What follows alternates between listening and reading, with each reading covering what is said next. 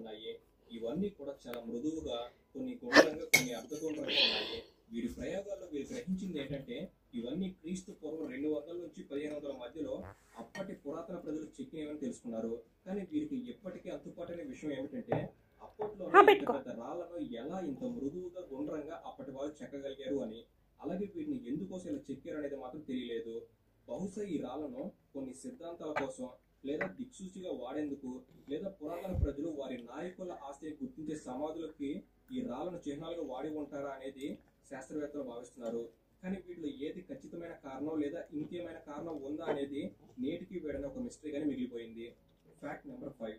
1901వ సంవత్సరంలో మధ్యధర సముద్రంలోని యాంటికినేరా ద్వీపానికి దగ్గరగా కొందరు నౌకలలో వెళ్తుండగా వారికి మునిగిపోయి శిథిలమైపోయిన పాత నౌక ఒకటి వెంటనే వీరంతా ఆసక్తితో ఆ ఓడకి వెళ్ళి దొరుకుతాయని వెతుకగా ఏవో పాతకాలపు కొండలు, నగలు, విగ్రహాలు వంటివి కనబడ్డాయి. అలాగే వీరికి ఆ ఓడలో ఇత్తడితో తయారు చేయబడిన గడియారం లాంటి ఆకారంలో ఉన్న ఒక వస్తువు కనబడింది. ఈ ఓడ ఎవరితో వ్యాపారం అయ్యి ఉండొచ్చు. బహుశా ఏవో శిల్పాలను ఒక చోట నుండి మరో చోట తరలిస్తుండగా ఓడ మునిగిపోయి ఉంటుందని వీరు భావించారు. కానీ అసలు నిజం ఇది కాదని తర్వాత శాస్త్రీయ పరిశోధన ఈ ఓడ 2000 సంవత్సరాల క్రితం అని, అనగా క్రీస్తు పూర్వం ఉందని, ఇక ఇందులో